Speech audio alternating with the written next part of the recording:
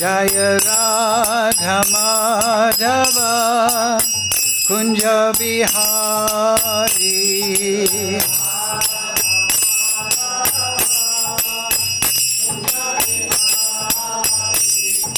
Gopi Jana Ballabha Girivardhari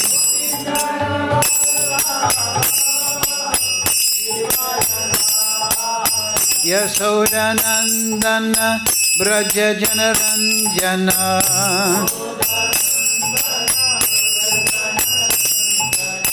Yasodanandana Braja Janaranjana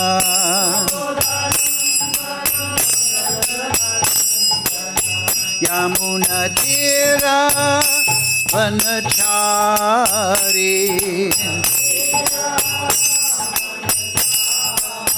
Yamuna Tira Vanachari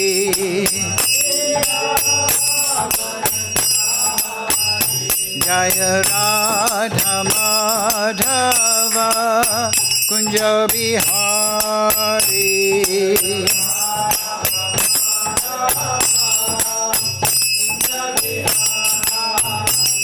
Jaya Radha Madhava Kunja Bihari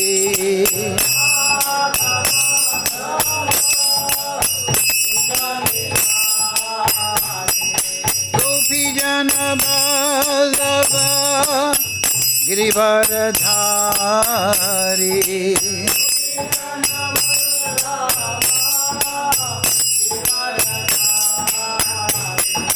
Gopi Jana Ballabha Girivardhari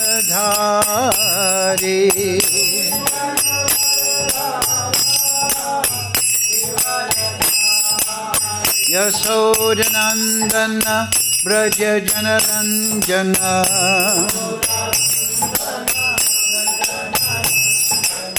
Yasodanandana Braja Janaranjana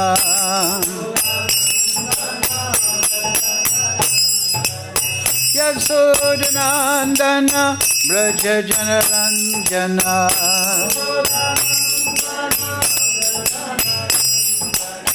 Yamuna Tira Vanachari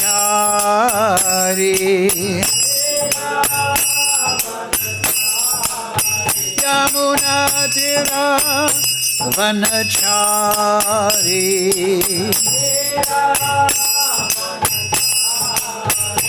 Jaya Radha Madhava Kunja Bihari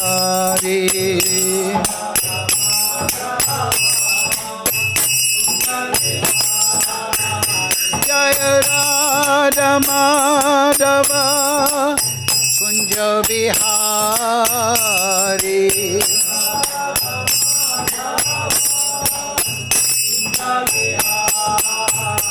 Hare Krishna Krishna Krishna Hare Hare Hare Ramo Ramo Ramo Hare Hare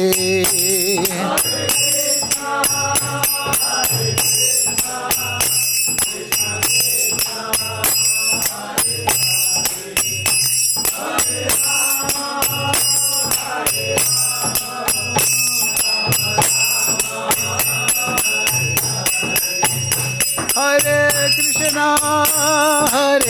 Krishna Krishna Krishna Hare Hare Hare Ramo Ramo Ramo Hare Hare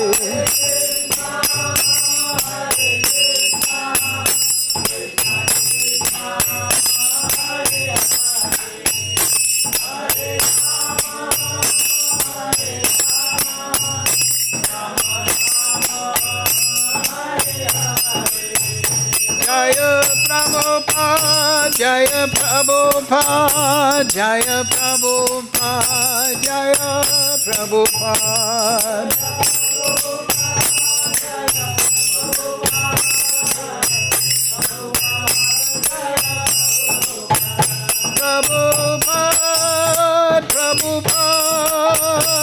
Prabhupada, Jaya Jaya Prabhupada.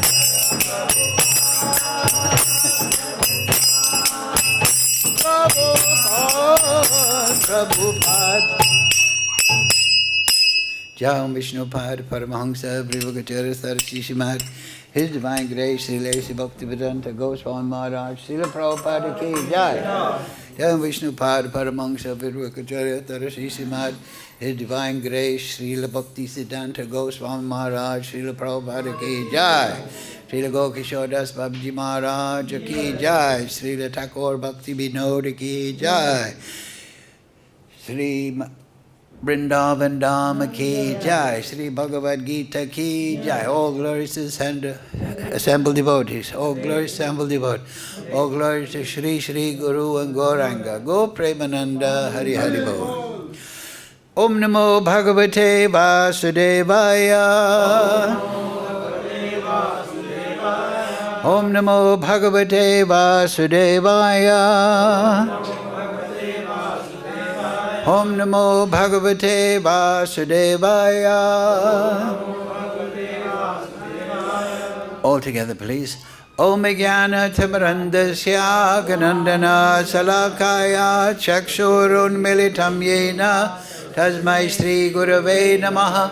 Shri Chaitanya Manobhistam Stapitam Yena Bhutale Swayam Rupa Kadamayam Dadati Swapadantikam Vandeham Shri Guru Shri Yukta Padakamalam Shri Gurun Vaishnavangscha Shri Rupam Sagrajatam Sahagana Raganatam Vitam Tam Sajivam Sadvaitam Savadutam Prijana Sahitam Krishna Chaitanya Devam Shri Radha Krishna Padang Sahagana Lalita Shri Vishkam Vitamscha He Krishna Karana Sindhu Dina Bandhu Jagatpate Gopesha Gopika Kanta Radha Kanta Namostate Tapcha Kanchana Gaurange Radhe Vrindavanishwari Rishabhana Sudadevi Pranamami Hari Priye Vanchakalpatarubhyascha Kripa Sindhu Bevacha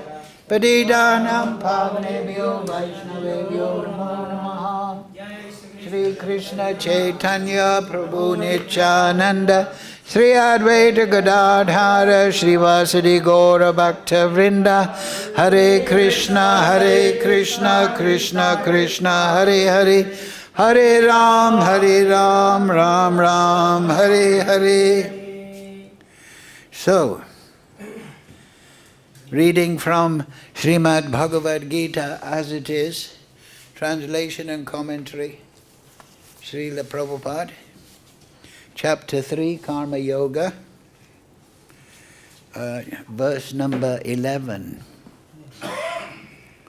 So, yes.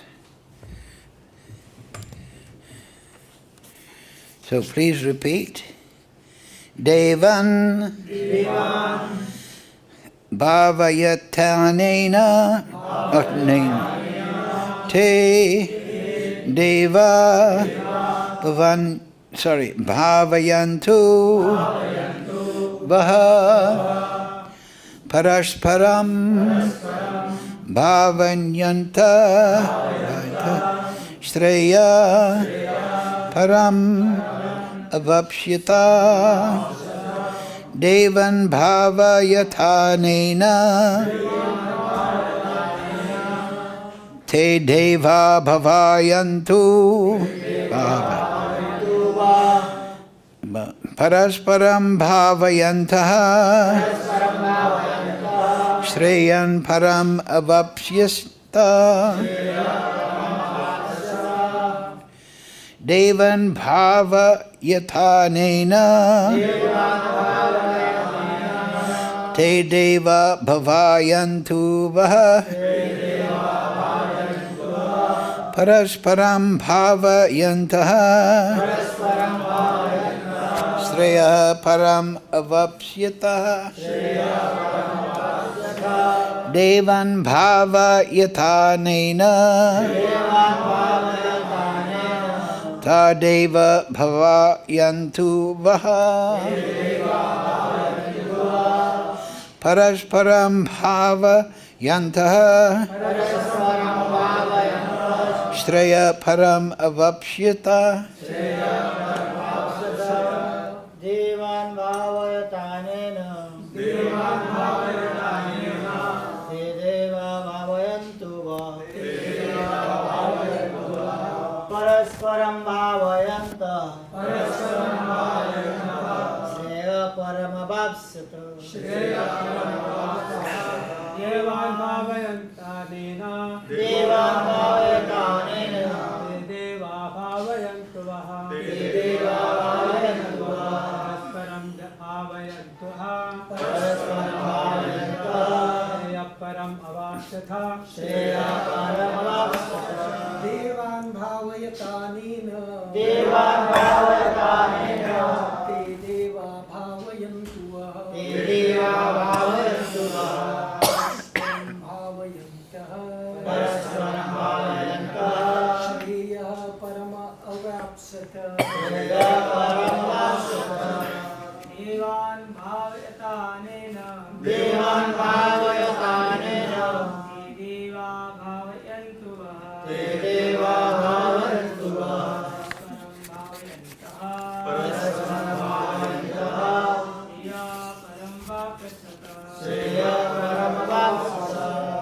devān bhāvayatānena. devān bhāvayatānena. devā bhāvayantu vah. devā bhāvayantu vā. parasparaṁ bhāvayantaḥ. parasparaṁ bhāvayantaḥ. śreyaḥ param avāpsyatha. param avāpsyatha. devān bhāvayatānena. devān bhāvayatānena. devā bhāvayantu vā. parasparaṁ bhāvayantaḥ. śreyaḥ param avāpsyatha. Jai. So, word for word, please repeat. Devān, demigods. Bhāvayantaḥ, having pleased. Anena, by this sacrifice.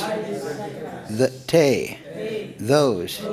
Devā, demigods. Bhāvayantu, will please. Vaha, you. Parasparam, mutually. Bhāvayantaḥ, pleasing one another. Benediction. Param, the Supreme.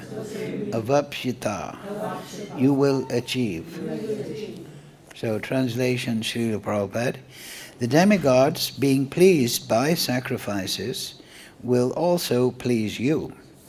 And thus, by cooperation between men and demigods, prosperity will reign for all. Please repeat. The demigods, being pleased by sacrifices, will also please you.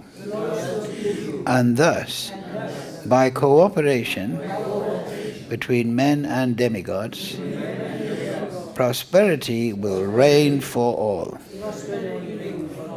Purport, Srila Prabhupada. The demigods are empowered administrators of material affairs. The supply of air, light, water, and other benedictions for maintaining the body and soul of every living entity is entrusted to the demigods, who are innumerable assistants in different parts of the body of the Supreme Personality of Godhead. Their pleasures and displeasures are dependent on the performance of yajñas by the human being. Some of the yajñas are meant to satisfy particular demigods, but even in so doing, Lord Vishnu is worshipped in all yajñas as the chief beneficiary. It is stated also in Bhagavad-gītā that Kṛṣṇa Himself is the beneficiary of all kinds of yajñas. Bhaktaram yajña-tapasām. Therefore, ultimate satisfaction of the yajña-pati is the chief purpose of all yajñas. When these yajñas are perfectly performed, Naturally, the demigods in charge of the different departments of supply are pleased, and there is no scarcity in the supply of natural products.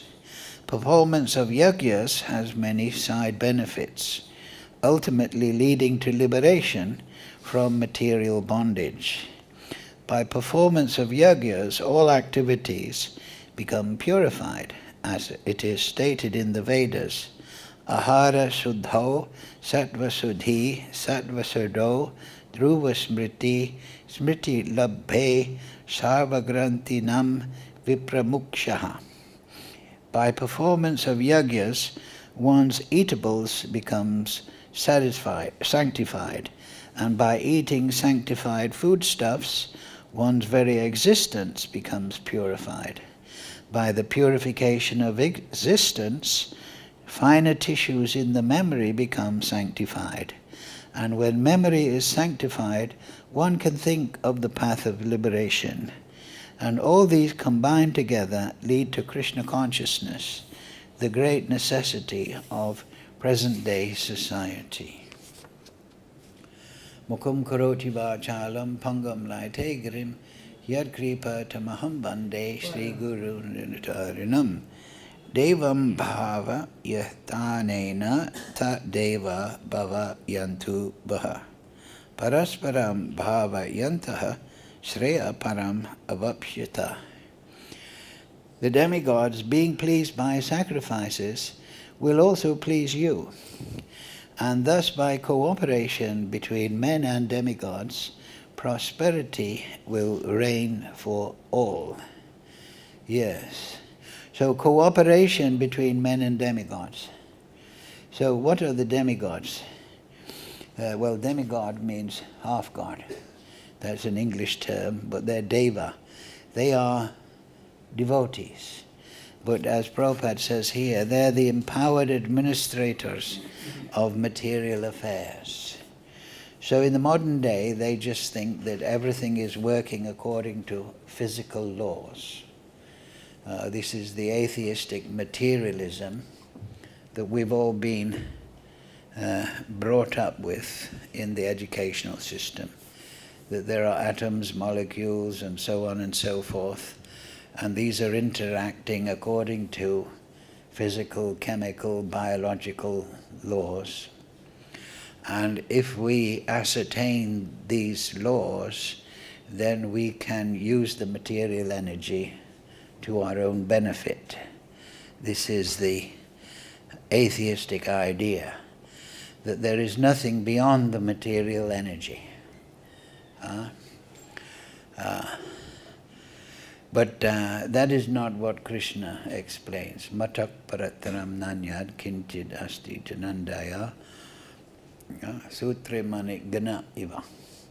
There is nothing beyond me, but everything is resting upon me, just like pearls are strung upon a thread, just like our neck beads are strung upon a thread. So they are maintaining their form as a necklace. So, yes, we don't deny that, of course, because that is mentioned in the Vedas itself, even in the Bhagavad-gītā, there's talk about the atom and so on and so forth.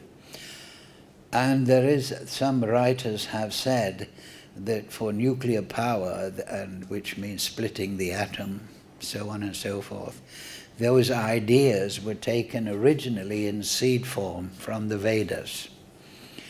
So the physical laws are there, but everything is dependent upon the Supreme Lord.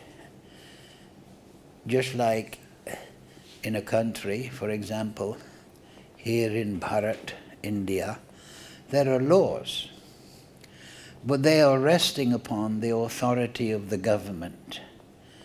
The government has created these laws through parliament and whatever, and they are enforcing or maintaining these laws. And if we act in accordance with these laws, then we are a good citizen, and we can take the benefit of those laws. We can travel nicely on the road, we can get water and supply and so on and so forth, financial benefits. However, if we become outlaws and we want to drive on the wrong side of the road, we don't want to pay our taxes to the government by which they maintain all the facilities in the country. And then if we become rogues and rascals and become thieves, then the government will come after us and we will suffer for breaking those laws. We can expect a problem.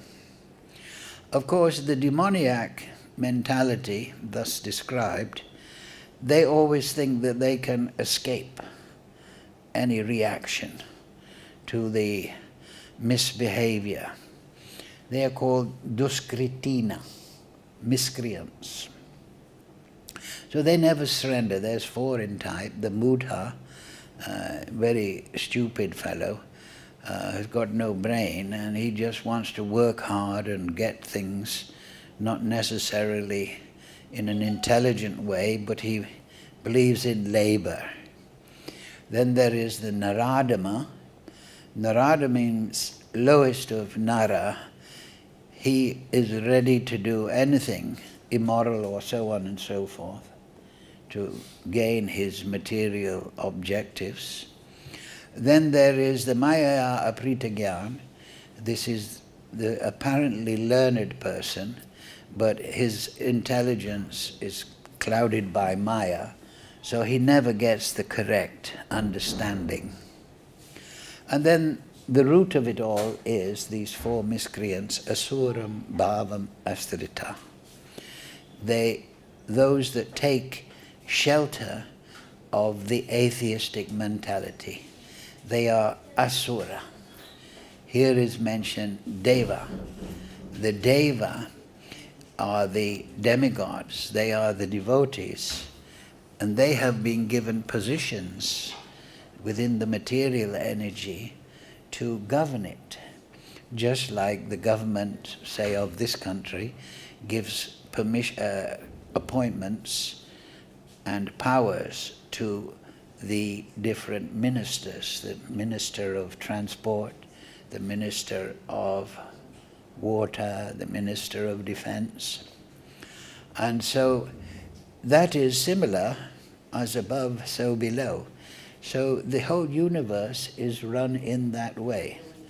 There are the Supreme Proprietor, Kṛṣṇa, Bhaktaram yajña-tapasām, Sarvaloka Maheshwaram. He is the controller of all the material energy. But he is Suridam Sarvabhutanam. So his government is well disposed. His supreme spiritual government is well disposed. But in Kali Yuga, the governments are often just interested in exploiting the populace. They want to take the tax money and use it for their own benefit.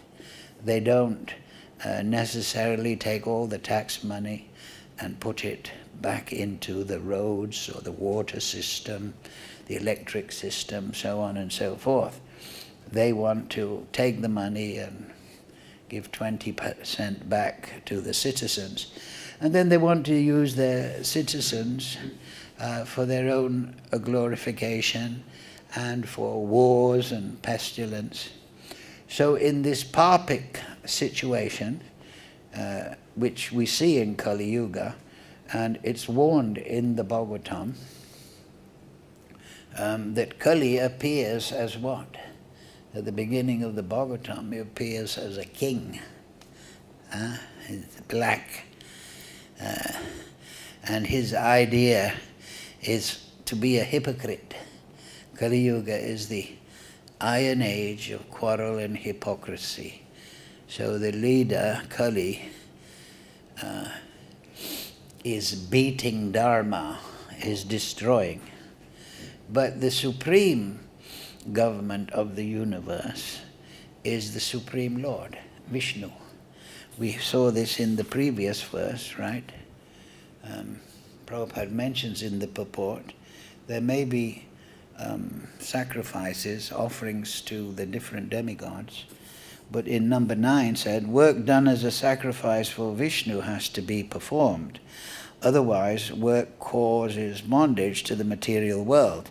Therefore, O son of Kunti, perform your prescribed duties, in Arjuna's case, as a Kshatriya, and in that way you will remain always free from bondage. That means karma phala, because there's karma and there's the fruit of karma, known as karma phala. But if we act for Vishnu, then we develop seva bhav and we become under the shelter of the spiritual energy. Whereas if we act from ourselves in an illicit way, particularly, then we gain the reactions of material energy. Just in the same way, like we say, an outlaw, if he doesn't live by the laws of the state, he suffers reaction. He becomes punished by the state. So if mankind, and this is what Krishna's saying in today's verse, if mankind lives in harmony with the system that the universe, the material universe, is created with, then he can get general prosperity for all.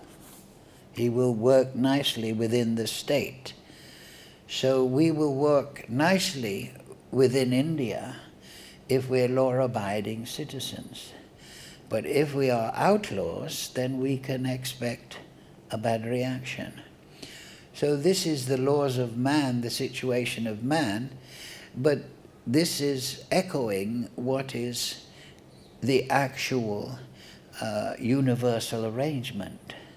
Krishna is the yajña-parush. Vishnu, in this case, it's very interesting to notice that in the beginning, Lord of all creatures sent forth generations of men and demigods, along with sacrifices for Vishnu.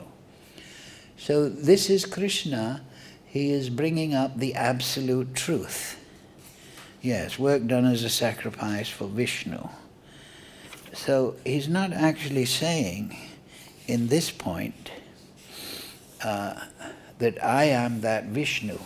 Vishnu translates or generally indicates God, of course, the Supreme, but it indicates Vishnu, one who lives everywhere. Now generally, there are three ideas to this living everywhere, and that is omnipotent, omniscient, and omnipresent, yes. So the Supreme Lord is often in philosophy, in all religious system, described as omnipotent. He has all powers. So in Sanskrit that means Sarva Shakti. That is the second aspect of Godhead in the Das Mula Tattva. The first being Hari Ishvara, he's the Supreme Controller. And then Sarvagyan, or Achintya Shakti. So in Sarvagyan, he has unlimited, inconceivable potency. And by that, he is omnipresent. So he's omnipotent, then he's omnipresent, and then he's omniscient, he's Sarvagyan. He knows everything. So this is Paramatma. So if we understand Paramatma, we understand that he is actually transcendental. He is not directly, if you like to say, controlling the material energy, because he always maintains his position as transcendental. But he empowers the devatas, the demigods, to manage. Just like you can say, just by way of illustration, the Prime Minister of India doesn't do everything, but he empowers the different ministers to manage the different affairs of the state. He appoints them and directs them, but he is not going to the meeting about the roads or the railways or the waterworks. He is just doing that. So Kṛṣṇa maintains his transcendental position, but he gives Shakti, divine Shakti, to the devotees who are his, as Prabhupada says here, right? The empowered administrators of material affairs. And then on his behalf, they administrate the material energy. So that is the basic system. So here, Arjuna is being further educated in this section. Previously we saw in the first chapter, Arjuna was confused. I don't want to fight. Then he surrendered to Kṛṣṇa in the second chapter, and Kṛṣṇa taught him Sankhya. He said, this is the material energy. You are the spiritual energy. The material energy is temporary, you are eternal. So now you should be equipoised, Arjuna, and you should not slip from the understanding of your spiritual nature. You should be like the ocean. You should sense desires or rivers flow into the ocean, but you should not be disturbed in your meditation upon the self. And he said, Arjuna asked, how do we know who is transcendental? And Kṛṣṇa said, when the person, the soul, finds satisfaction in the self alone, and he's no longer disturbed by sense desires which arise from mental concoction, then he is said to be in pure transcendental service. So then Kṛṣṇa warns Arjuna that you should be very careful about the senses. If you let them out of control, they'll drag you here and there. And then he talks karma yoga. He explains, now Arjuna, you understand how to be equipoised. You're not equipoised. You're refusing to do your duty as a Kshatriya in the first chapter, and the beginning of the second. Now you should become equipoised and do your prescribed duties, as mentioned here.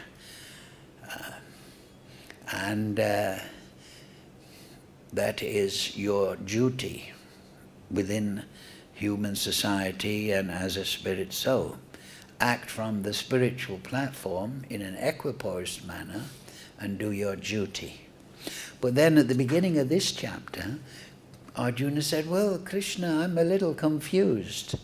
You're saying I'm spiritual and I should be equipoised, and you're giving me the knowledge of Sankhya, that I'm different from the material energy, but then you're telling me to fight in this battle. And this is a very ghastly affair. Wouldn't it be better, that I renounce it? This is his mood at the beginning of the Gita. I don't want to fight. So now Kṛṣṇa is taking him along. Arjuna, yes, I've told you you're not the material body or the spirit soul, and you should identify and become situated atmastha in your spiritual nature and become equipoised to the promptings from the material energy.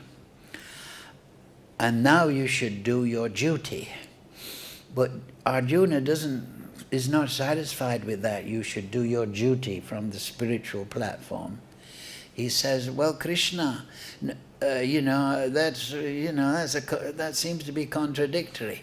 But then Kṛṣṇa is now saying, look, Arjuna, you can't stop doing work at the beginning of this chapter. Everyone has to do work, born out of their own nature. No one can refrain from doing something, even from a moment, Kṛṣṇa says. So, but now Arjuna, what you should do, you should understand is that you have prescribed duties, but they're not in conflict. I've taught you Sankhya, you're the soul. Then I said you have prescribed duties. But now, Arjuna, I want you to understand, you have to do those prescribed duties for Vishnu. And that is no conflict. And that is the purpose. You have to work. So now you have to work for Vishnu. Work performed as a sacrifice for Vishnu has to be performed. Otherwise, you are acting on the material platform without seva bhav, without mood of service to Krishna, and therefore, acting according to yourself, you become a papi. You go against the nature of the material world. The material world is not just inanimate material energy, but it is karmic in nature. There are laws in it. And if you do not act for Vishnu, then you'll be under Durga. You'll be doing illicit activities, you'll have bad consciousness, and you won't become liberated from the material energy, which is the goal of human life, back to Godhead. So Arjuna, don't just consider running away from the battlefield, but do your duty. Even though it incurs fighting and killing. And I've already explained to you, for the soul there is no birth and death. But now you have to do that not for your own self, which is the mood of Duryodhana. You have to do that for Vishnu. Now, and the important point is there that Krishna is saying Vishnu. He's not explaining per se, I am that omnipotent, omnipresent, omniscient, Supreme Lord. He's saying Vishnu. So of course, Krishna fully develops the idea in the 9th chapter of the Gita. That is the most confidential knowledge. What is that most confidential knowledge? That most confidential knowledge is that Krishna is Ishvara Parama Satchidananda Vigraha.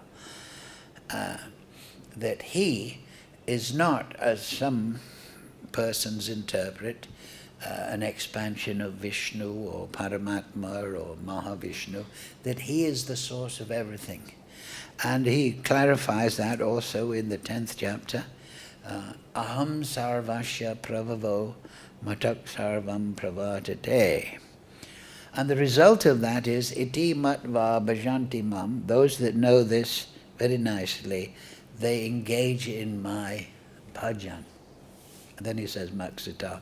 He gives what is bhajan, what is upasana.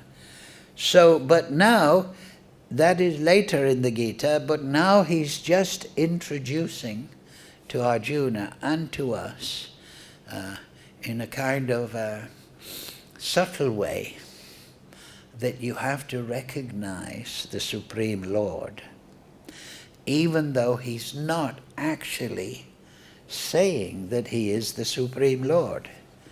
But he does say that later on in the Gita, if I remember correctly. He does.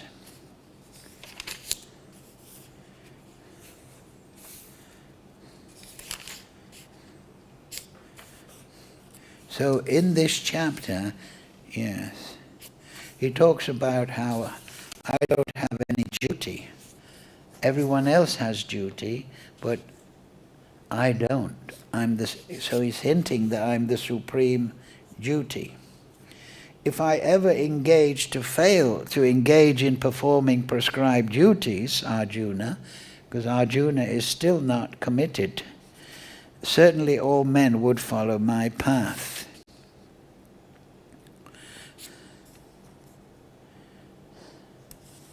Yes. Where is that sloka where Krishna says it?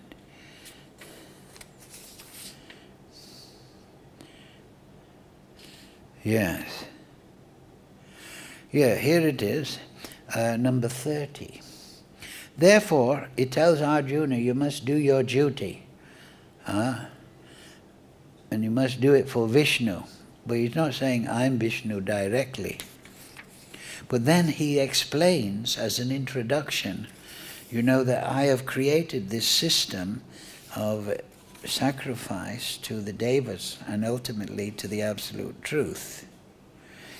But everyone has to do their work, but they should do it in the spirit of offering to the Supreme Lord. And then he explains that the Supreme Lord, which he doesn't directly say, he says, I have no duty, because I am the Supreme Lord, the implication.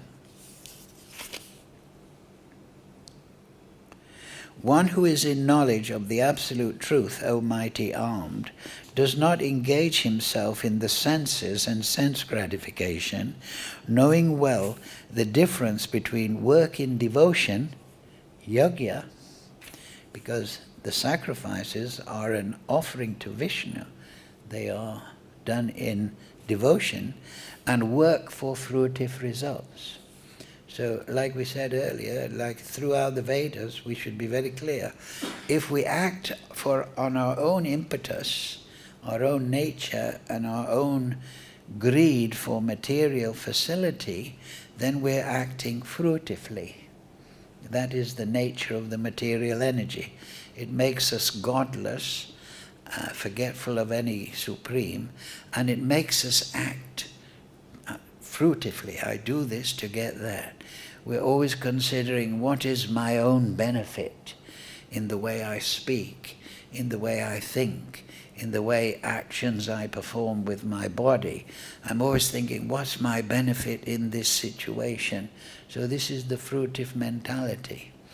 So religion in human society is meant to regulate that.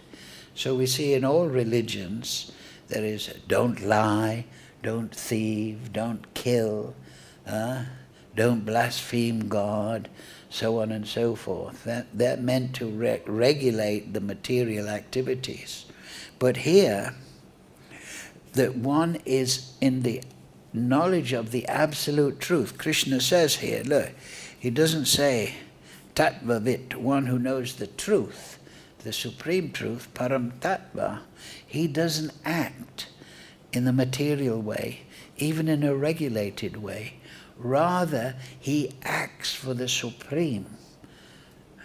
So that means nimatsaranam satam. He has to be non-envious of the supreme. The problem is in the material world, people, spirit souls, are coming here with the independent mentality. I am not subordinate to the supreme. So this is envy, this is matsarya, this is the root of ignorance, that I don't recognize that there is a supreme, rather that I substitute the supreme with my own self, and I serve myself in all sorts of ways. Now that is there in the animal kingdom, but in the human society, we can understand that. One who is in the knowledge of the absolute truth, we can understand that I should act for Vishnu, for the Supreme Lord. That is meant to be the format of human society.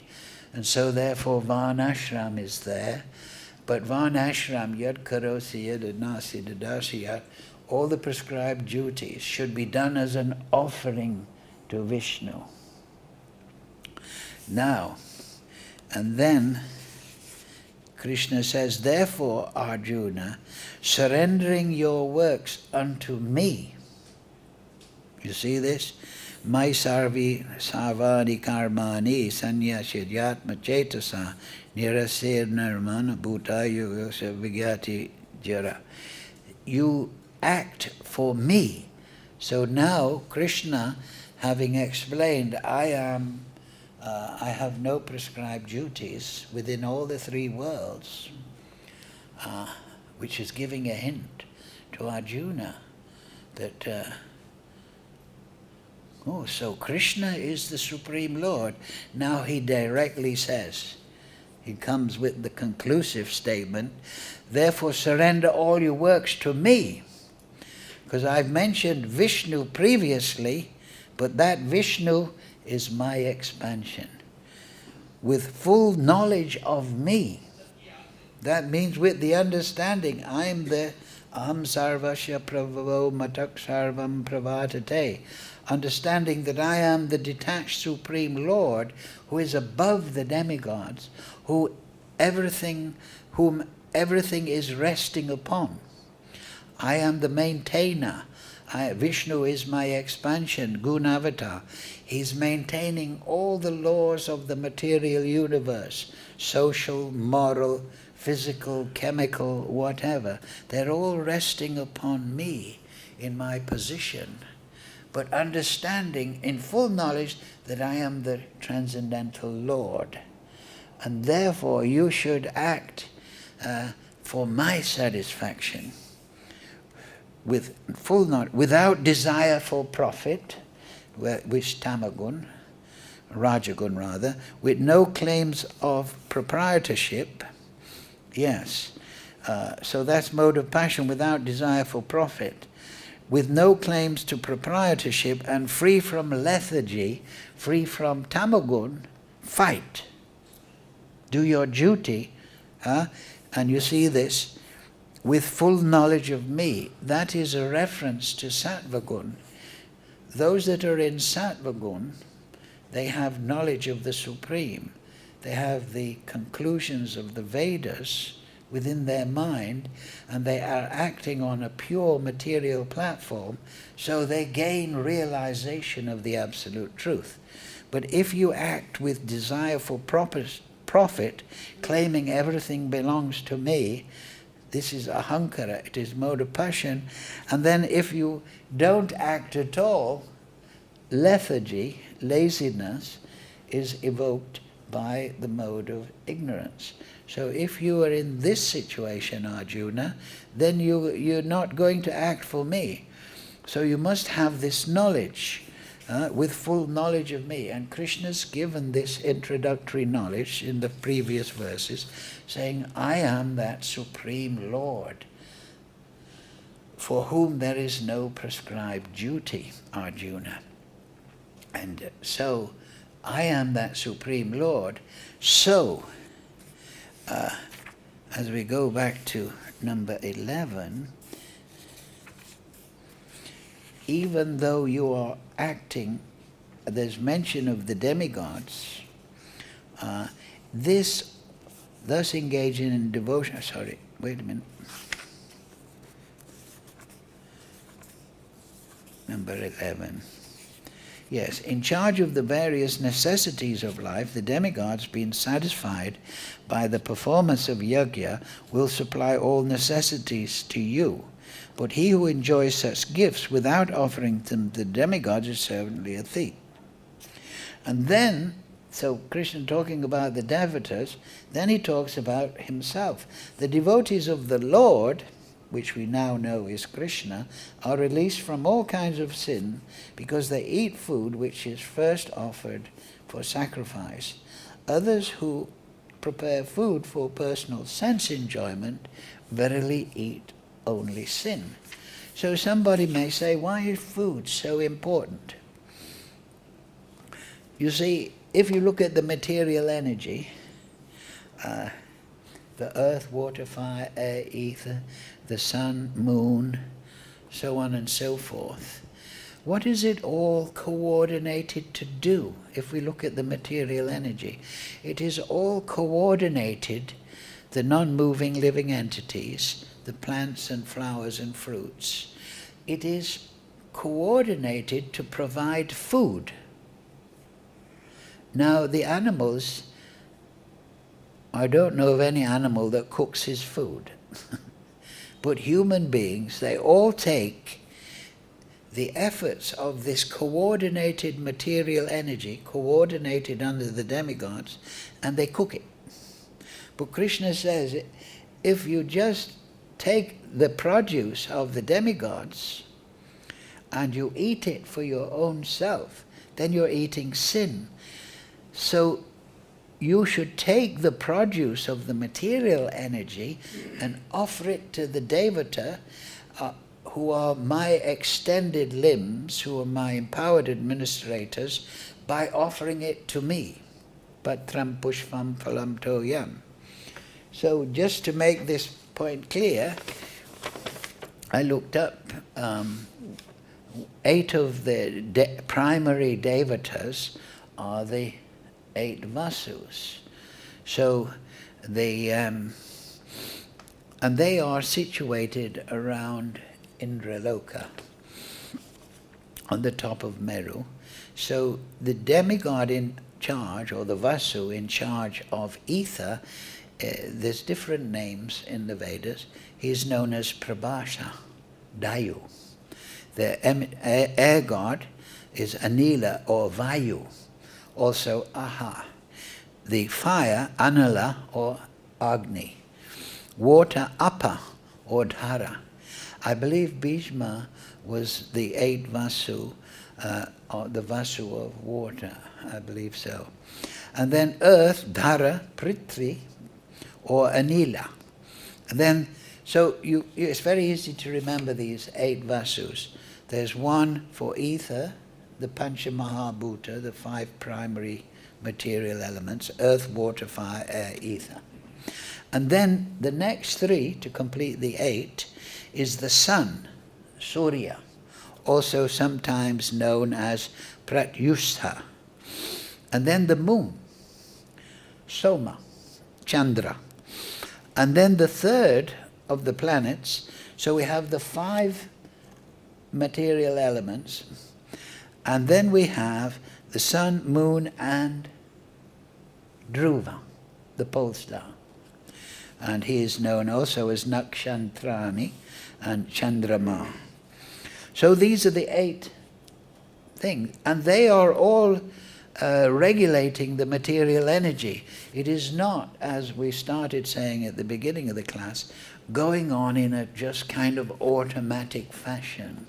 We don't see that the affairs of India or any country are going on in an automatic fashion. They're run by the different ministries. And if they're not run by the different ministries, everything becomes completely disorganized. So this is called, in material science, there's a word for this, where everything just dissipates. But actually we see the atoms and molecules, the physical and chemical laws, they're being maintained, and they are exerting upon the material energy and maintaining the universal creation. So this is done in cooperation by these empowered administrators. And they are empowered to control these elements throughout the material universe. And the end of all their work is the produce of food and the sustenance of all the living entities. So animals, they can be forgiven in a way. They just eat without any consciousness of satisfying the demigods, of course. But human beings should understand, if you have knowledge, that this is all being produced, and now I will cook, just like we have prasadam. It is cooked by pure devotees. It is offered by pure devotees to the Supreme Lord, and it is taken in devotional mood. So when it is explained that you should offer sacrifice to the devatas, we offer to Krishna, source of Vishnu, and we should also remember that the devatas, in this case 8 here, the 8 vasus, they are part of Vishnu. And if we do that, we are satisfying the vasus. Other primary devatas are the twin Aswinis. They appeared as Nukula and Sahadev. They are very skillful at horses. They always recommend honey. They appear at dawn, sunset, and noon. And of course, Sahadev was particularly known for his skill with horses, one of the Pandavas. And Nakula was said to be the most handsome man on earth. So these are some of the devatas, but it is mentioned in the Vedas, there are 33 million devatas. Now somebody may say, Prabhupada says there, innumerable devatas, So somebody may say, oh, 33 million devatas, oh, that is a mind-boggling amount. But if you just consider how many government employees are there in India? Local, central government, they're in the army, there's different ministers. There must be at least 1 million working for the government, right? What to speak of all the armed forces. And then if you think all the countries on the Bhumandala, and they all have their civil servants in different departments, how many do you think government employees are there? And then they have United Nations, and they have secretaries and sub-secretaries and this committee, and they're all government agents of sometimes Kali, but they're millions and millions just on this one planet, or this one Bhumandala. But then we know that there is Bhumandala, there's Bhuvarloka, there's Swargaloka, there is Mahaloka, Janaloka, Tapaloka, Satyaloka, and below there is the subterranean planets that within the Bhumandala, Atala, Vitala, Sutala, Tala, Tala, Mahatala, Rasatala, Batala. And then there is Narak. And so these devatas, these primary ones we've mentioned here, Indra, he is like the Kshatriya of Swargaloka. He is the king of Swargaloka, and the Vasus are dotted around his residence at the top of Meru, and the top of Meru even higher is Lord Brahma. So 33 million is less when you consider each universe is billions of miles, and there's so much complexity that we cannot even ascertain it. We look at the night sky and we see so many stars, and are they planets or are they lokas? The thing when we look at the universe, we should understand it through the Sanskrit word, loka. Loka does not necessarily mean planet in the way we think of a planet, or some round glob floating in space. Loka means realm. So we have Goloka, it's the realm of Goloka. We have Hari Loka, we have Shiva Loka, these are realms. Just like in Delhi, you have the realm of the government. You have the transport realm near the bus station and the train station. You have the entertainment realm. You have the realm of the hotels, for example. You have the embassy, the realm of the thing. So we have been brought up with this materialistic conception that's been promulgated through the educational system. And it is in this fixed way of planets and gravity and so forth. But we should understand that the material energy is ultimately resting on a mystical entity. It is resting upon the inconceivable Supreme Lord. And He has constructed different realms. Atala is a different realm from Vitala, Sutala, Tala. These are realms, and they are not necessarily all what we have been taught in school. And this is, if you investigate, there is so much contrary advice. But the material energy, contrary interpretations from the one that is generally taught in the schooling system. But if you study the Vedic information, it talks of lokas, realms. Ultimately, access to these realms is through consciousness. Goloka is the realm of pure bhakti, spontaneous loving devotion to Krishna. Haridham is there, that is in Aishwarya Bhav. Madhurya Bhav is Goloka. And these different realms, The living entity, by his interaction with the material energy, becomes qualified for different realms. He may become qualified by demoniac activity to the lower realms. He may be qualified by very sinful activity for hellish, narakaloka, these realms.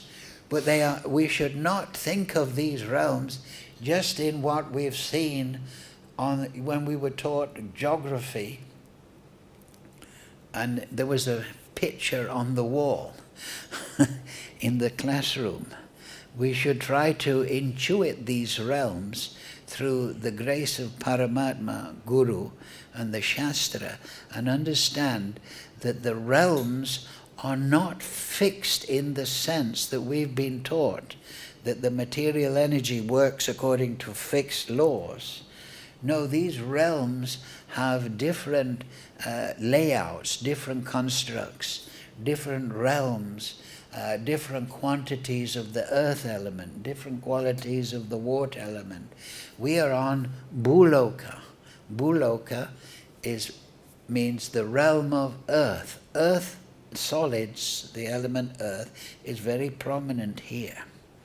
It's also called Karma Bhumi, because activities on this Bhuloka realm, they result in long residence in different realms.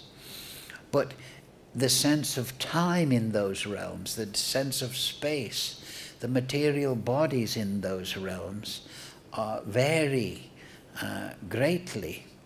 So the physical laws, chemistry and biological, that we are experiencing here on this realm are not necessarily the same exactly in different realms. Like there is Siddhaloka. The Siddhas, they have mystic powers, and by thought they travel through different pantas to different regions of the universe. And they meet there and discuss and enjoy and go here and there. So how can we understand that when we have this gross body? We have to get on an aeroplane or a motor car to travel here and there. They have built. So these realms are to be contemplated. But ultimately, this is the material energy, and by devotion to Vishnu, and as Krishna has explained, I am that. I am the Yajña-Parush, as Prabhupada said. I am Bhaktaram yajña-tapasām. And so we should understand on the earth planet, as Prabhupada finishes in that purport, this is the need of human society. We have to recognize that the universal arrangement with the Vasus and all the demigods, they are producing food for the maintenance of our body. If we didn't have air or water or grains, we could not subsist. So when we take these things and cook them, we should cook them in a mood of sacrifice. It does not mean, when we're talking about sacrifices for Vishnu, it does not mean an Ashvamedha yajna or a big yajna performed by a big Kshatriya with lots of ghee and grains. No, we can perform yajna in our own life by offering foodstuffs we take from the marketplace, and we realize this is coming by the grace of Krishna and the devatas. Now I cook in the devotional mood, I offer it in the devotional mood, and I take it in the devotional mood as Krishna's prasad. And that is yajna. Then we are performing yajna, and our life is purified. And there's also, and so therefore, it's very interesting. Atakshri Krishna namadi na bhaved grayam indraya. That Krishna is beyond the senses, but sevan mukhi jivado swayameva spuryada. Krishna becomes revealed by performing yajna. So these are two very important things for the sadhaka, to eat pure foodstuffs, recognizing Kṛṣṇa and his extended limbs and offering it to Kṛṣṇa. And in the 4th chapter, Kṛṣṇa will explain all sorts of sacrifices, the sacrifice of knowledge, the sacrifice of material possessions, the sacrifice of breathing exercises. But what does he say in the Gita later? Yajñanam japa yajñanam. Of all sacrifices, I am japa. And that is a reference, of course, to Sankirtan Yajña. Kirtanad eva Krishnasya mukta sangha param vrajet. So these two yajñas, the yajña, and what did the sages of Naimisharanya say to Sutta Goswami? He said, we're gathered here to perform yajña. Being blessed with many years, Sutta Goswami, you were present when Parikshit and Sukadev were discussing for 8 days on the bank of the Ganga. Now you tell us what the discussion was about. We're gathered here, Naimisharanya, to hear this. We see Kali Yuga coming. Now where is Dharma? So we want to perform yajña. So when we're gathered together here, this is yajña. When we come to the Gita class, we're coming to perform yajña. When we take properly cooked foodstuffs by pure devotees in our own home, that is yajña. And so that also japa should not be performed in the materialistic way. We're thinking, this is for my benefit. I'm performing devotional service for my benefit. We should develop seva bhav, where we chant japa as a yajña. Yajña means that which is performed for the other, in particularly for Vishnu. Work must be performed for Vishnu. Otherwise, work bounds one from the material world. But then, sevan mukhihe jivadu, by performing japa yajña, prasadam yajña, by hearing shravanam, kirtanam, Vishnu smaranam, pada sevanam, these are all yajñas, ways of yajña. So they are to be performed as an offering. That is the meaning of upasana. It is done as worship. We are worshipping Krishna by hearing the Bhagavatam class, by hearing the Gita class, by reading the commentary of the great acharyas. That is yajña. So in the period of sadhana, it's very important that from an intelligent point of view, Buddha Yoga, we understand this correct mood. And therefore, when we perform hearing, chanting, and smaranam, we are doing it in the mood of yajña, in upasana. That means in full knowledge of the bhakti process. And then, swayam eva spuryada. Spuryada means the Supreme Lord becomes manifest. Oh Ram, I have to see you after the class. Yeah. So this is very important, and this is the section of the Gita where Krishna is explaining yajña. We have to perform yajña, but it has to be done in knowledge.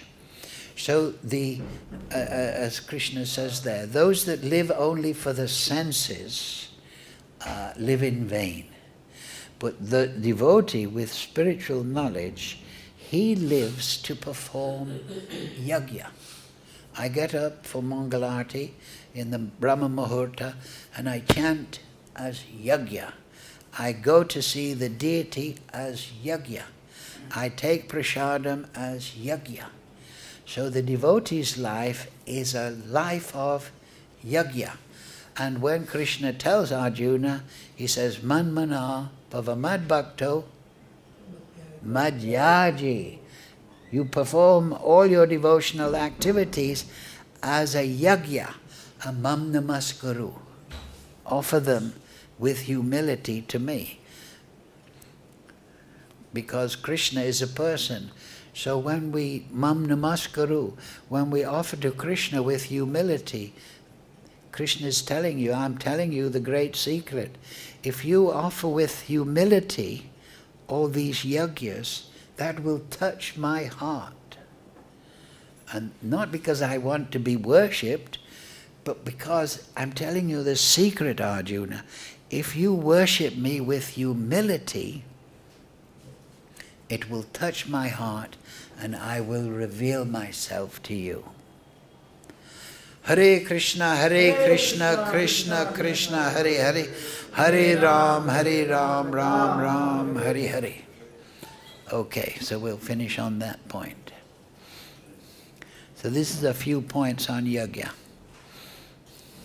But Lord Chaitanya said that ultimately this Vishnu worship, that is the external form of bhakti through varnashram and doing your duty. But Lord Chaitanya and the six Goswamis have emphasized the internal form of yajña, which is Shravanam, Kirtanam, Vishnu Smaranam, Pada Sevanam, Archanam, Vandanam, Dasyam, Sakyam, Atma Nivedanam. Okay, thank you all very much for attending class. I hope you got something out of it. Jai Srila Prabhupada Sadhu Sangha Bhagavad-gītā ki Jai.